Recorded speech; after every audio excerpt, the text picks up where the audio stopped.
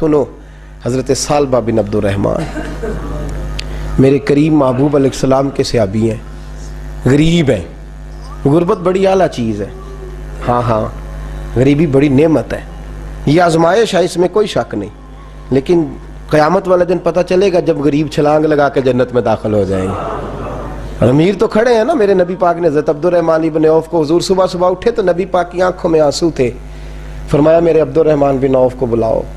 حضرت عبد الرحمن بن عوف آئے تو حضور نے سینے سے لگا لیا، نبی پاک کھول کے روئے، یا رسول اللہ حضور کیا ہوا؟ فرمایا عبد الرحمن رات میں نے خواب دیکھی ہے، سارے جنت میں چلے گئے، تو پیچھے رہ گیا ہے، تو پیچھے رہ گیا ہے، میں کھڑا تیرا انتظار کرتا رہا، میں تیرے بغیر جا نہیں سکتا تھا، پھر تو آیا ہے تو تیرا سارا وجود پسینے سے بھیگا ہوا تھا۔ حضرت عبد الرحمن بن عوف تڑپ کے روئے، قدموں پہ سر رہا، حضور میری غلطی، فرمایا یار تیرے پاس مال بڑا ہے، تجھے حساب دیتے دیتے لیٹ ہو گئی، تیرے بیگ کھل گئے، تجھے حساب دینا پڑ گیا، تو لیٹ ہو گیا، میں پریشان ہو گیا۔ حضرت عبد الرحمن ابن عوف نے 100 گھوڑا مال اوپر رکھ کے حضرت عبد الرحمن نے حضور کی بارگاہ میں پیش کیا، کہا یا رسول اللہ یہ، اور پتہ ایک دن کیا ہوا؟ ایک دن سرکار کے وصال ظاہری کے بعد حضرت عبد الرحمن ابن عوف نبی پاک کے گھر کے دروازے کے باہر آ کے بیٹھ گئے اور یوں سر کو پکڑا ہوا ہے، رو رہے ہیں۔ حضرت ام سلمہ حضور کی زوجہ باہر آئیں، کہا بیٹا عبد الرحمن کیا ہوا؟ جب پوچھا کیا ہوا تو اور کھول کے روئے، کہا کیوں روتا ہے؟ کہا اماں جی جب تک میرے محبوب حیات ظاہری میں تھے مجھے بتاتے تھے یہ مال نہ کما، یہ کم، میں حضور سے بات کرتا تھا تو حضور روک دیتے تھے، اب مجھے ظاہراً بتانے والا کوئی نہیں، مال کے ڈھیر لگ گئے ہیں، آج حساب کرنے بیٹھا ہوں تو حساب نہیں ہو رہا، سوچتا ہوں اگر میں پھنس گیا تو مجھے کون اس سے بچائے گا؟ آپ محبوب کی زوجہ ہیں، میری ماں ہے، میں آپ کے پاس آیا ہوں، اماں جی مجھے بتائیں میں کیا کروں؟ تو حضرت ام سلمہ بھی رو پڑی، کہنے لگے محبوب تھے، میں کہاں ان کی ترجمانی کر سکتی ہوں، میں نبی پاک کی ترجمانی کیسے کروں؟ کہا اماں جی خدا واسطے مجھے کوئی حکم دے دیں، مجھے لگتا ہے عبد الرحمن برباد ہو جائے گا، ہلاک ہو جائے گا، خدا را مجھے کچھ بتا دیں، اتنا سارا مال ہے میں کہاں اس کا حساب دوں گا، مہربانی فرمائیں، یہ تجارتیں میرے گلے پڑ رہی ہیں۔ حضرت ام سلمہ کی جب منت کی تو فرمانے لگی جا بیٹے آدھا خیرات کر دے۔ کتنا؟ 2.5% نہیں، کتنے فیصد ہے؟ 50%، 50%۔ حضرت عبد الرحمن ابن عوف گئے اور 50% خیرات کر کے کہنے لگے اماں میں نے 50% دے دیے، میں بچ جاؤں گا نا، میں بچ جاؤں گا، میں دے آیا ہوں آدھا۔ تو حضرت ام سلمہ فرمانے لگی میں نبی پاک کی بارگاہ میں سفارش کروں گی تیری، اور نبی پاک اللہ کی بارگاہ میں سفارش کرے گا صلی اللہ علیہ وسلم۔ حضرت ثعلبہ بن عبد الرحمن، حضور دعا کر دیں، غریبی ہے، میرے نبی پاک نے فرمایا تجھی اس حال میں ہے بہتر ہے، کرتے ہیں حضور نہیں دعا کر دیں، فرمایا تجھی اس حال میں ہے، تیسری دفعہ پھر آ گئے، حضور نے دعا کر دی، 4 بکریاں تھیں، چند مہینے گزرے، کچھ تجارت شروع کی، چھوٹے موٹا لین دین شروع کیا تو 40 ہو گئیں، کچھ وقت اور گزرا تو ریوڑ بن گیا، پھر گائیں بھی آ گئیں، پھر اونٹ بھی آ گئے، پھر لائنیں لگ گئی، پھر ہر وقت حضور کے قریب بیٹھنے کو دل کرتا تھا، اب لین دین کے معاملات تھے، اب ذرا طبیعت تھوڑی پیچھے ہٹنے لگی، تھوڑا دل پیچھے ہٹنے لگا، پہلے 5 نمازیں مسجد میں، پھر زور اثر کی چھٹی، میری طرف دیکھو اور دیکھو میں کیا عرض کر رہا ہوں، پھر زور اثر گئی، پھر کچھ وقت گزرا تو مغرب بھی گئی، پھر اتنی بڑی حویلی کوئی نہیں، پھر باہر جا کے مدینے سے ڈیرا لگا لیا، جمعے کے جمعے آتے، زکوٰۃ کا حکم آ گیا 2 ہجری میں، حضرت ابو ہریرہ رضی اللہ تعالیٰ عنہ امیر زکوٰۃ مقرر ہوئے، 5 اونٹوں پر 1 بکری، یہ زکوٰۃ ٹھہری، اب جب گئے نا اونٹ گنے اور بکریاں گننے لگے، اوہو 1 کروڑ پہ 2.5 لاکھ، کس نے دیا تھا؟ دعا کس نے فرمائی؟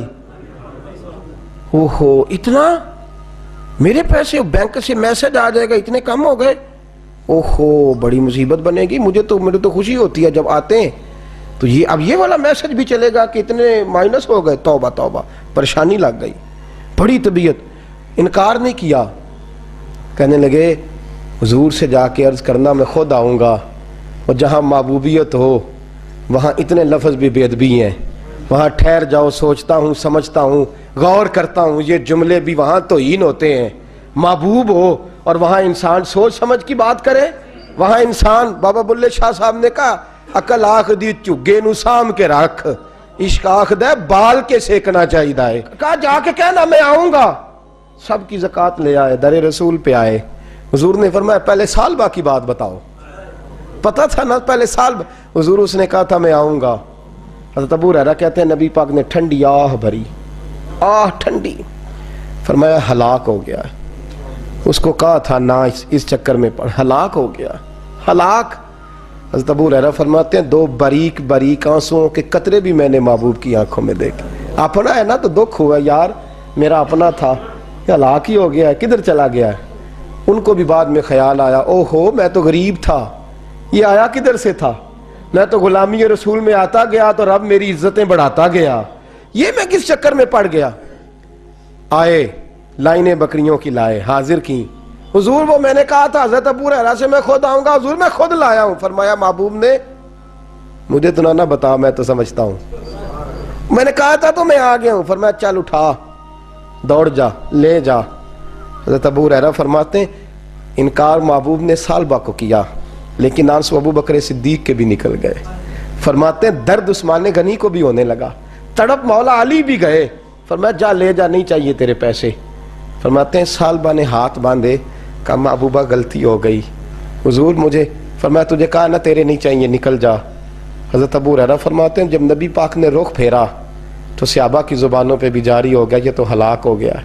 کہتے ہیں مدینے میں قحط پڑ گیا، محبوب نے فرمایا بلال تو بھی آج لا، ایک خشک چھوارا حضرت بلال کا قبول ہو گیا۔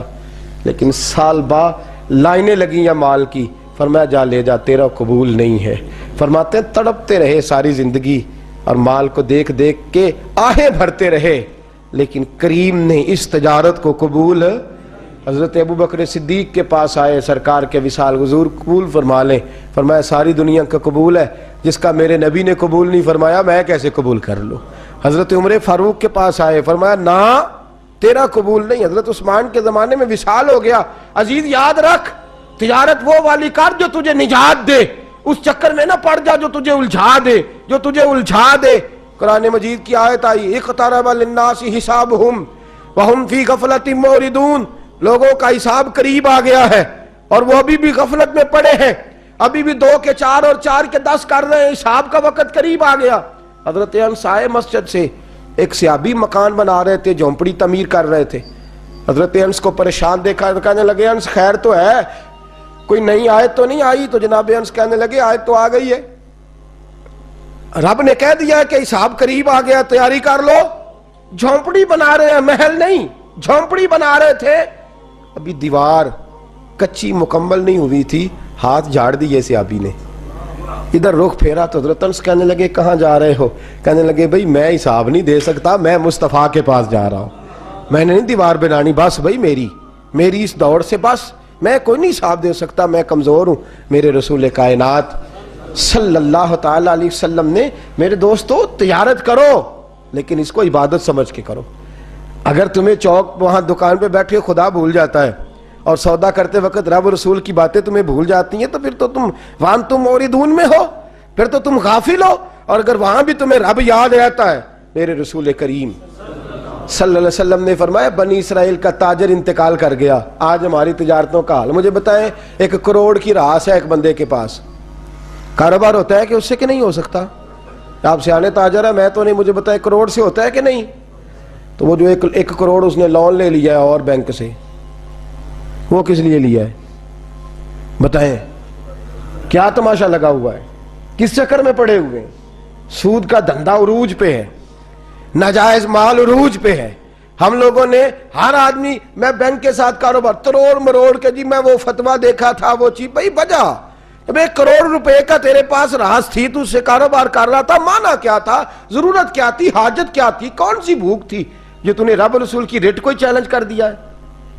تو سود جیسی لعنت میں گرفتار ہو گیا۔ میرے نبی کریم صلی اللہ علیہ وسلم نے فرمایا 70 مرتبہ ماں سے زنا کرنے والا برا نہیں، اتنا برا نہیں جتنا 1 لقمہ سود کا لینے والا برا ہے۔ اتنا سخت حکم قرآن نے بیان، اور قرآن مجید نے کہا اگر سود نہیں چھوڑنا فَأْذَنُوا بِحَرْبٍ مِّنَ اللَّهِ وَرَسُولِهِ، تیاری کر لو، پھر اللہ بھی تم سے جنگ کرے گا، اس کا نبی بھی تم سے جنگ کرے گا، تگڑے ہو جاؤ، تیاری کر لو۔ اور یہاں سب کچھ چل رہا ہے، سب کچھ ہو رہا ہے، اس کے باوجود نماز بھی ہو رہی ہے، حج بھی ہو رہا ہے، سارے کام ہو رہے ہیں، 2 4 5 بھینسیں لا کے اور جناب بچے لا کے قربانیاں بھی ہو رہی ہیں، سارے چکر ساتھ ساتھ چلائے ہوئے ہیں، 6 ماہ دارت۔ میرے رسول کریم صلی اللہ علیہ وسلم نے فرمایا لوگو یاد رکھو تجارت وہ والی کرو جس میں اللہ تم سے راضی ہو جائے۔ مال کمانا برا نہیں، جائز پیسہ برا نہیں، جتنا مرضی چاہے کماؤ، لیکن تم تو اللہ کو بھول گئے ہو، تم نے تو حلال حرام کی تمیز ہی نہیں کی، تم نے تو راہ خدا میں خرچ کرنے کی باری آئی ہے تو بخل سے کام لیا ہے، کنجوسی سے کام لیا ہے، تم نے تو اس کو بڑا ہلکا جانا ہے، رب کو دینے کی باری آئی تو تم حساب کرنے لگ گئے۔ حضرت اسماء کہتی ہے میں نے چند دینار گن کے حضور کو دیے، یا رسول اللہ یہ قبول کر لے، 2 3 دفعہ گنے، حضور مسکرائے، فرمانے لگی اسماء اللہ کی راہ میں گن گن کے نہ دیا کر ورنہ وہ بھی تجھے گن گن کے دے گا۔ حضور کیا کروں؟ فرمایا اس کے رستے میں بے حساب دے، وہ بھی تجھے بے حساب ہی عطا فرمائے گا، تو گننے لگ گئی ہے اللہ کو دے۔ حضور نے فرمایا بنی اسرائیل کا تاجر تھا، قیامت کے دن اللہ نے اسے معاف کر دیا، جنت دے دی، اللہ معاف کر دے گا، تو تاجر کہے گا یا اللہ میں تو دنیا دار تھا، کس برکت سے معافی ہوئی؟ تو رب فرمائے گا تیری تجارت کی برکت سے۔ معافی کس وجہ سے مل گئی؟ نماز روزے حج کی بات نہیں فرمائی، فرمایا تیری یا اللہ وہ کون سی؟ فرمایا تو بتا، تو جب کہتا تھا وہ تیرا ملازم جاتا تھا لوگوں سے پیسے لینے وصولی کر دے تو ان سے کہتا تھا جس کے پاس ہوئے لے لینا، اور جو مجبور ہوا اسے ٹائم دے دینا، تو کیوں کہتا تھا؟ کہ یا اللہ اس لیے کہ تیرے بندے مجبور تھے۔ فرمایا تو دنیا میں میرے بندوں کا خیال رکھتا تھا، میں آج تیرا خیال رکھوں گا۔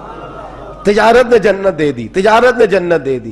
ہم آسانی نہیں کرتے، نرمی نہیں کرتے، بلکہ میں نے دیکھا ہے چودھری صاحب سوٹ لین گئے تھے، انہوں نے آندے نے آ جان کے پیسے تسی لے جاؤ، کہتوں آ جان گے، اگلا لے کے آیا نال کریڈٹ کارڈ جیب میں ہے، وہ چیک بک ہے اور کئی اس نے چیزیں رکھی ہوئی، انہوں نے تو لے جا۔ اور غریب عورت بیچاری، اس کی بچی کی شادی ہے، ماڑی ہے نا بی بی، وہ دکان پہ چڑھی ہے اور اس نے کہا وہ والا سوٹ دے، تیرے والا نہیں، یہ اماں تیرے خدا سے ڈر، اللہ سے ڈر، تو کپڑوں میں بندوں کو تولتا ہے، تو جیبوں میں لوگوں کو تولتا ہے، تو لوگوں کو وزن کرتا ہے ان کا، اماں تیرے والا نہیں، تو کو چھوٹی گل کر، ڈر اللہ سے، تو لوگوں کا وزن بنائے گا، وزن بنانے والا میرا رب ہے، طاقتیں دینے والا میرا۔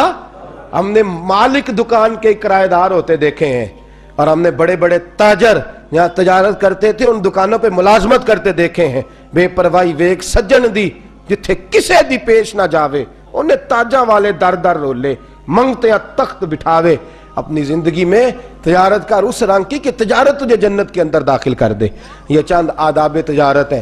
آئندہ جمعہ میں بیان کروں گا کہ والدین انتقال کر جائیں تو کون کون سے حقوق اولاد کی ذمہ داری ہوتے ہیں، وہ کچھ حقوق میرے اعلیٰ حضرت نے بیان فرمایا۔ میری خواہش ہے کہ آپ سارے جلدی آ جائیں، اور بالخصوص جن کے والدین ظاہری طور پہ اس دنیا سے چلے گئے وہ ذرا زیادہ ہی جلدی آ جائیں۔ کچھ چیزیں ہیں جو ہمیں سیکھ لینی چاہیے اور وہ ہمیں شروع کر دینی چاہیے جو ہمارے لیے نفع کا باعث ہوں۔ ہمیشہ مدحت خیر الانام میں گزرے، دعا ہے یہ عمر درود و سلام میں گزرے۔ آخر دعوانا